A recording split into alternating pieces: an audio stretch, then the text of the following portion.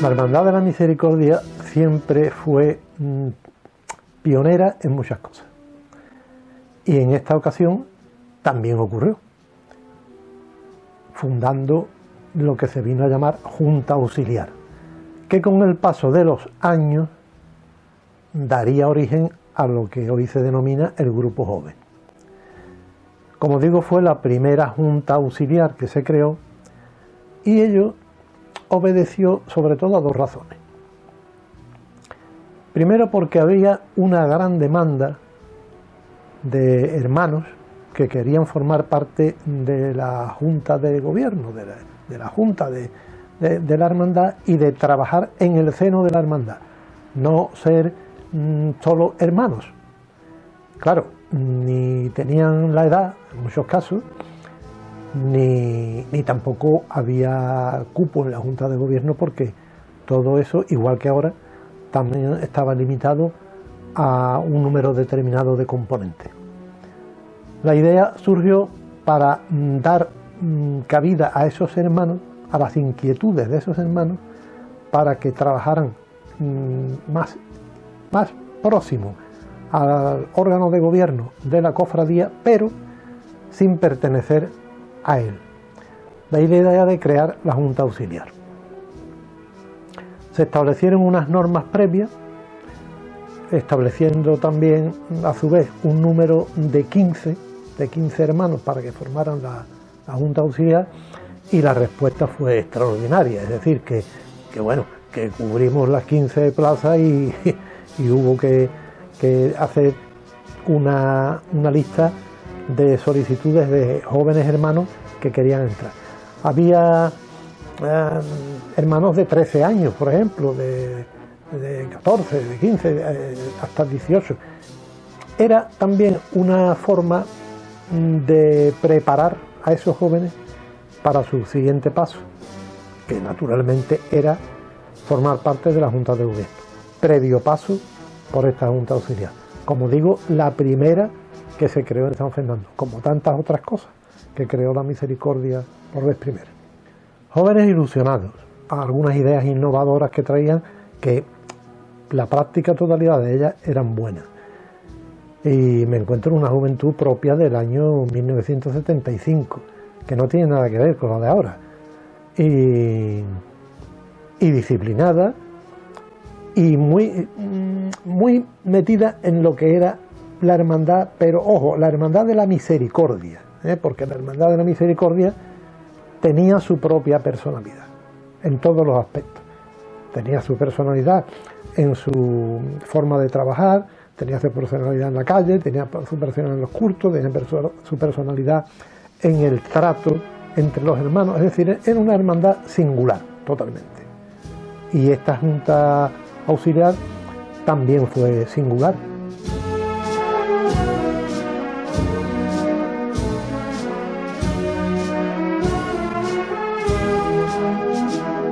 La principal finalidad, una de las más destacadas, era preparar a esos jóvenes para formar parte de la Junta de Gobierno. Es decir, la Junta de Gobierno se debía de nutrir de los miembros de la Junta Auxiliar, cuando cumplieran la edad, por un lado, y cuando hubieran demostrado su valía por otro.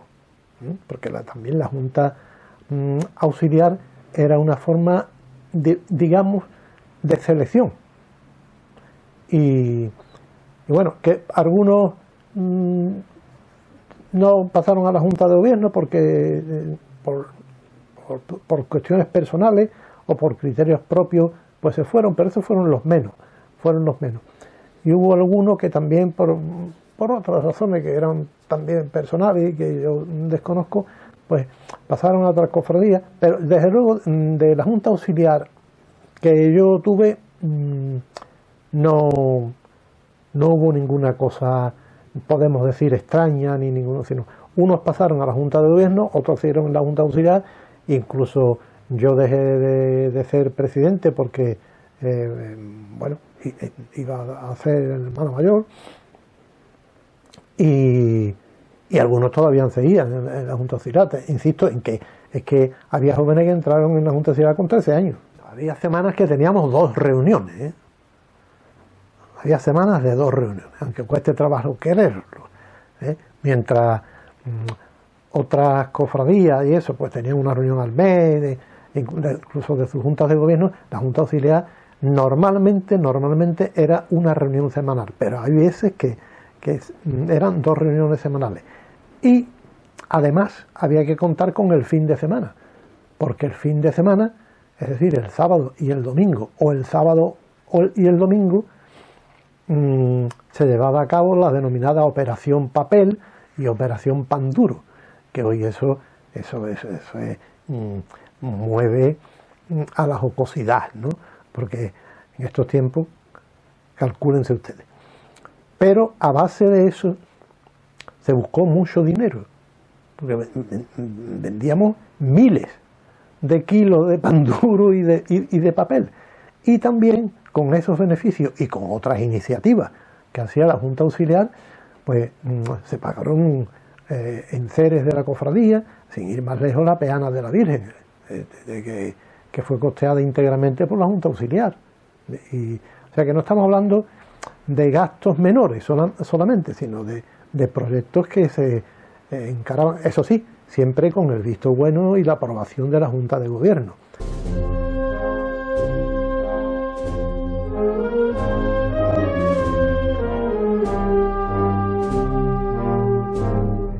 Claro, es que si vamos a hablar de crear, la hermandad creó, bueno, hubo una época en que, allá por el principio de los años 80, que la hermandad en sí tenía tantas actividades de todo tipo, actividades de culto, actividades culturales, de conferencias, de exposiciones, de todo, que bueno, prácticamente teníamos todas las semanas del año con alguna actividad, incluido el verano, con las convivencias a modo de excursiones que organizaba Manuel Nieto, de tan gratísimo recuerdo aquellos tiempos, ¿no?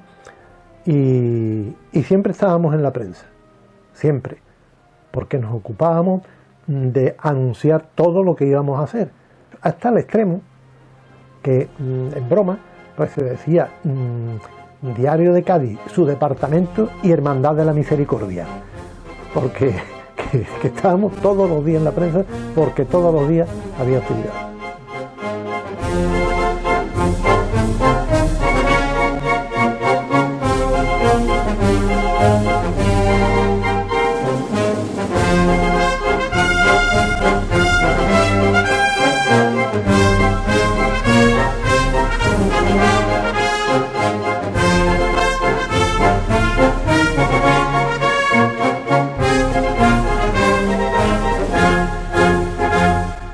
Bueno, las reuniones tenían lugar en la casa de hermandad de la calle Carraca, en la misma mesa, en el mismo lugar, en la misma sala que se reunía la Junta de Gobierno. Allí eran donde tenían lugar las reuniones de la Junta Auxiliar. Yo tengo aquí la relación, porque me parece de justicia que quede constancia de ello, la relación con los nombres y apellidos de los primeros miembros que constituyeron aquella Junta Auxiliar. Y voy a pasar a dar lectura. Algunos de ellos no tengo que explicar quién son, porque prácticamente la totalidad son conocidos. Jesús Martínez Infante, Emilio Ostenero Sánchez, Adelardo Ostenero Sánchez, José Ostenero Sánchez, Julio González Morilla, Francisco Blanco Cuenca, Antonio Luque Márquez, José Luis Bernal Bugato, Juan José Soto Gutiérrez, Juan Manuel Marrugal Sánchez, Rafael Pavón Garrido, José Manuel Añino Puerta, José María Vázquez Blanco, Manuel Prieto García, Francisco Javier Collada Gallego y José Ramón Carrera Bugato. ¿Qué ocurría? Que había tantos miembros esperando para formar parte de la Junta de Gobierno, que digamos que se desfogaban un poco en la Junta Auxiliar, aunque fueran más mayores. A la primera de cambio, a la primera oportunidad, pasaron a formar la Junta de Gobierno.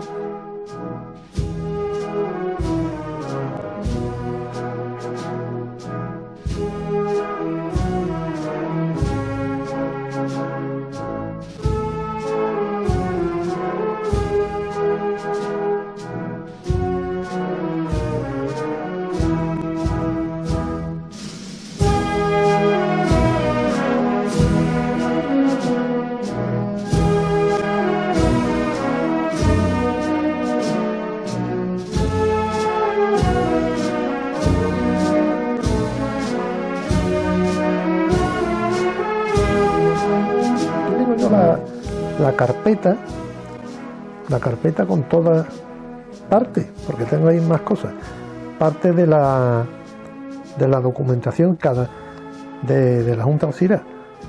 Cada miembro de la Junta tenía una ficha,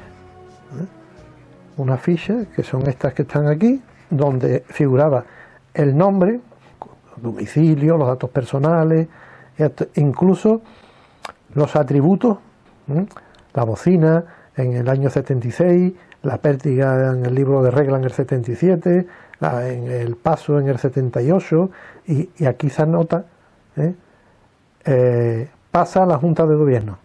El 10 de abril de 1978 pasa a la Junta de Gobierno.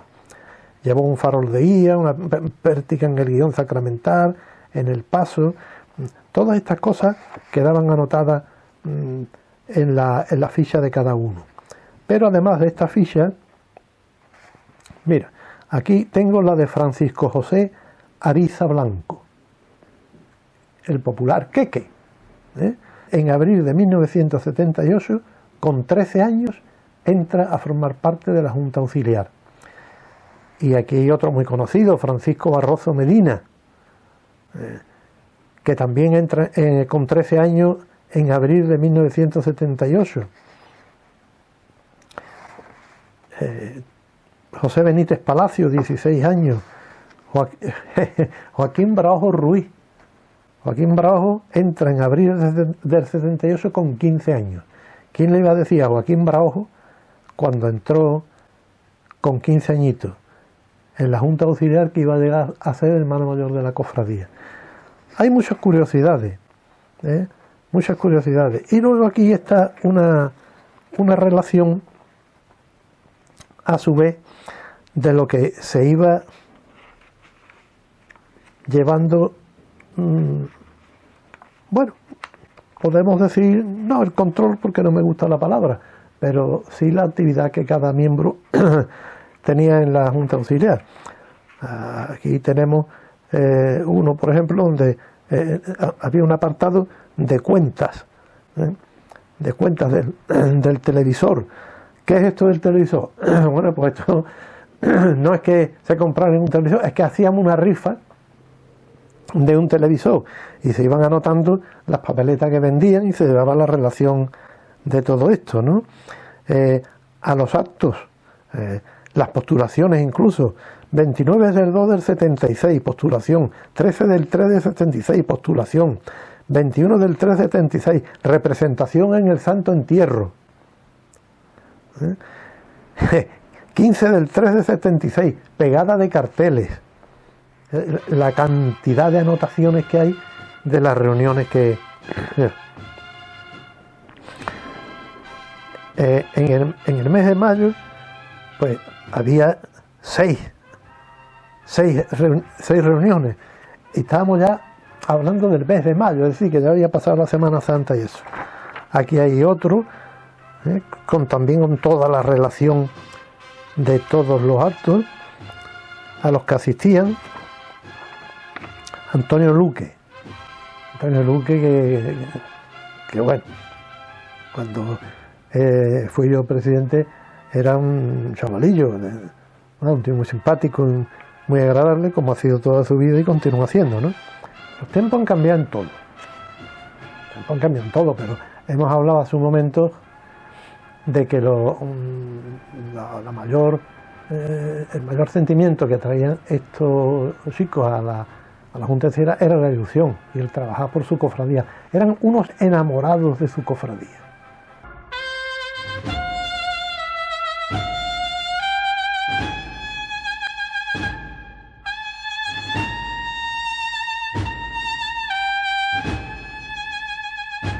que se haya puesto en marcha un chat de devotos de Jesús de la Misericordia me parece muy bien, la idea me parece bien, y la deriva que ha tomado ese proyecto de momento me parece bien, porque es una actividad y una forma de divulgar la hermandad que, digo de momento, insisto, que no está exento totalmente de polémica, de opiniones, de pareceres, sino solo todo de recuerdo, de rememoraciones de lo que fue la hermandad, ¿eh? Y me parece muy bien, porque claro, hay que tener en cuenta que bueno, ya vemos personas que estamos más cerca de los 80 años que de los 70. Entonces, por lógica, todo ha cambiado. Y nos gusta recordar cosas y ver imágenes, pero hay que ser conscientes de una cosa. Estos promotores de la idea, igual que otros muchos, igual que me gustaría a mí, tienen el deseo, el profundo deseo de volver a hacer lo que fue la Hermandad de la Misericordia. Eso no es posible. Eso nos lo tenemos que quitar de la cabeza. El primero yo. Porque la Hermandad de la Misericordia fue lo que fue, cuando fue y cómo fue. Todo ha evolucionado. Estos tiempos no tienen nada que ver con aquello. A nivel personal, a nivel religioso, a nivel familiar, a nivel de creencias, a nivel de la sociedad actual. O sea, la Hermandad de la Misericordia, todos sus miembros, desde los más mayores, que yo soy uno de ellos, hasta los más jóvenes, deben de dejar ya de mirar por el retrovisor. Hay que mirar hacia adelante. Aquello fue lo que fue, y está muy bien que lo rememoremos y nos gusta, a mí con locura, pero hay que mirar hacia adelante y no equivocarnos. Intentar volver a aquellos tiempos no es posible. No es posible, porque la sociedad no es la misma. Las obligaciones no son las mismas. Los atractivos, unos más buenos, otros más malos, de la sociedad no son los mismos, ni las formas de pensar. Y además, opino, todo lo que no evoluciona, todo lo que es rígido, todo lo que queda inerte, como siempre fue, acaba muriendo. Es lo contrario de la evolución. Hay que evolucionar. Si no, todos los hechos que ocurren a nuestro alrededor, y lo primero la sociedad, nos adelanta, nos atrapa y nos anula. La hermandad también tiene que evolucionar. E insisto, mirar hacia adelante. Mucho cuidado, sin perder sus esencias. Las esencias son inalterables, son las que son. Pero ahora, tratar de... No, porque eso sería una especie de obra de los Álvarez Quintero. Sería una representación, pero no sería lógico. Hoy no puedes tú obligar a ningún grupo de jóvenes que le dedique un día o 2 días a la semana, o que se tire a la calle a buscar pan, por decir algo, para una hermandad. Eso es muy difícil.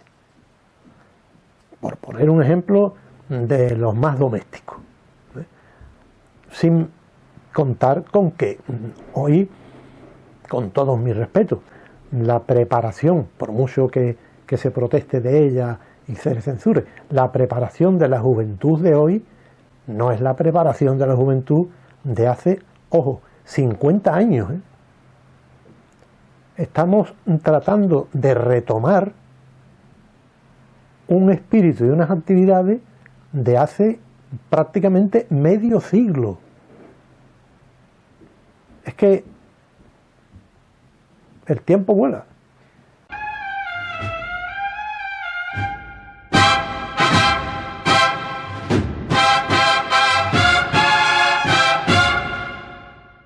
Unos tiempos muy bonitos, unos tiempos estupendos, unos tiempos en que yo fui muy feliz y además se veía día a día el fruto de nuestro trabajo. Y bueno, algunos de ellos tengo amistad todavía con ellos a pesar de los años, pero claro, en mi visión, a estas alturas de mi vida y con la edad que tengo, mi visión no puede ser lo objetiva que debía de ser. Yo la relación que tengo, antes hemos hablado de Antonio Luque, al que le tengo gran aprecio, a Juanjo es una persona para mí muy querida, y Antonio Aguilera me dio un grandísimo disgusto. No me lo dio en la hermandad, pero me lo dio muriéndose, porque era una persona que yo apreciaba mucho. Y bueno, yo el recuerdo, no recuerdo, la vivencia, porque yo eso lo tengo vivo. Yo no tengo que abrir el cajón de los recuerdos, sino de las vivencias. Yo más que recuerdo tengo vivencias. Y eso es lo que mantengo. Quizás demasiado arraigado a esas vivencias. Quizás.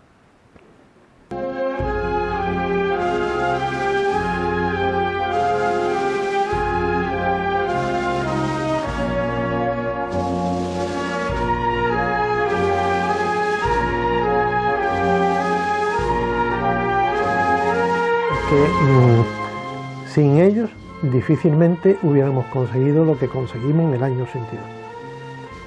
Muy difícilmente. Porque además tenía un doble efecto. El efecto pragmático de lo que era arrimar el hombro para conseguir ciertas cosas, y luego el efecto del empuje anímico, porque a nosotros nos animaba ver a ese grupo de jóvenes que nos transmitían, nos contagiaban ilusión, nos contagiaban ganas de trabajar, y nos transmitía un ejemplo, porque sí, claro, si veíamos cómo actuaban ellos y la ilusión que tenían, que era desbordante, y nosotros que éramos los mayores entonces, pues teníamos que estar a la altura y dando ejemplo.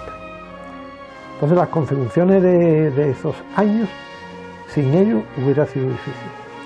Aparte también un grupo, es que la hermandad tenía alrededor un grupo enorme de personas. Yo a lo largo de mi vida he tenido contacto con muchas cofradías, con muchas, pero no solo de San Fernando, de Cádiz prácticamente todas, de Jerez un montón, y de otros sitios, hasta de las Islas Canarias, y he ido observando, y bueno, yo a esos jóvenes aprendí mucho de ellos. Yo les transmitiría que a los actuales de otras hermandades, en lo que he dicho hace un momento, que se preparen bien, pero que se preparen bien para la vida actual, que el cofrade no tiene por qué ser el pariente pobre de la familia de la iglesia. El cofrade debe de ser respetado y valorado, y será respetado y valorado según la preparación que tenga, no solo religiosa, no solo religiosa. Y hablando de la religiosa, que sea una preparación religiosa sólida, adecuada a los tiempos de hoy día, y que dé ejemplo con su pensamiento y con sus criterios. Y lo que tienen que hacer es, muy bien, las horas de almacén y de casas de hermandad. Yo recuerdo aquellos almacenes que eso sí que eran verdaderas casas de hermandad y no tenían tanto lujo. Y profundicen más cuando se dice hay que profundizar más en el Evangelio, efectivamente, pero en la vida hay que profundizar más en el Evangelio, que te enseña también la vida actual, Y a la misericordia, pues lo mismo, es lo mismo. Si, la esencia del cofrade no está en sacar una procesión a la calle. Eso hoy día, con todo mi respeto y que nadie se ofenda, lo hace el tonto del pueblo. Porque, bueno, antes nos teníamos que apañar como nos teníamos que apañar, pero hoy está todo hecho. Hoy se montó un paso en un par de horas. Eso, hoy día no es es el día grande de la cofradía. Es el día que se acompaña a los titulares con un verdadero sentimiento. Muy bien, perfecto. Yo soy el primer enamorado de eso. Y el primero que mientras Dios me dé fuerza vestiré mi túnica en mi hermandad. Que esa es otra. Otra cosa que tiene que hacer el cofrade. Si el cofrade es cofrade y siente la hermandad de verdad, tiene que vestir su túnica el día de la salida de sus titulares. Y no se puede dedicar a otra cosa. Y mucho menos si forma parte de una junta de gobierno. A menos, naturalmente, que las limitaciones físicas se lo impidan. Pero el cofrade de verdad, el cofrade, no hablo de otras cosas, porque el mundo cofrade es muy heterogéneo, y abarca muchas variantes. Pero el cofrade de ley, ese tiene que estar donde tiene que estar, que es acompañando a sus titulares el día de su salida procesional. Prepararse para estos tiempos. Y prepararse, no quiero decir qué significa el senatus, qué la bandera de paso. No, eso no es prepararse. Hay que prepararse primero culturalmente, para saber los tiempos que vivimos y estar inmersos en la sociedad actual, para que no nos tachen, no quiero decirlo, de lo que muchos nos tachan. Prepararse y religiosamente también, pero religiosamente conforme a los tiempos actuales. Ya han pasado muchos años y la religión, el evangelio es el mismo, pero los criterios no son los mismos. Y hoy, tanto como apostolado, la palabra, mire usted, la liturgia de la palabra. Muy bien, la liturgia de la palabra está muy bien y tiene una ovación cerrada por mi parte. Pero de la palabra hay que pasar a la liturgia de la acción. Palabra y acción. No todo es liturgia de la palabra. La palabra hay que estudiarla y hay que desarrollarla y hay que discernirla. Y hay que saber qué significa y qué parte hoy día es aprovechable y qué parte, no voy a decir no aprovechable, sino qué parte habría que obviar o darle otro enfoque de cara a la sociedad, no solo a la juventud, sino a la sociedad actual. Hay que hablarle de la palabra de Jesús, hay que hablarle en cristiano, nunca mejor dicho.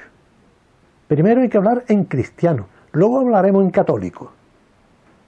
Pero primero hay que hablar y estudiar y desarrollar y analizar el significado de las palabras de Jesús, que es la esencia del cristianismo, la esencia del cristianismo.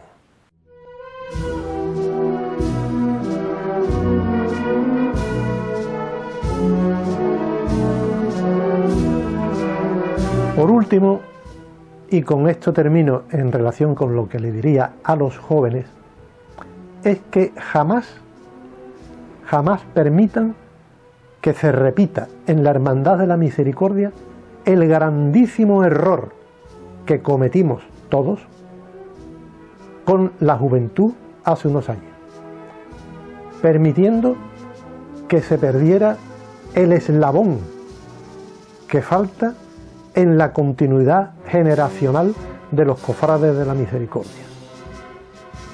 La falta de ese eslabón se ha notado en la cofradía negativamente una barbaridad.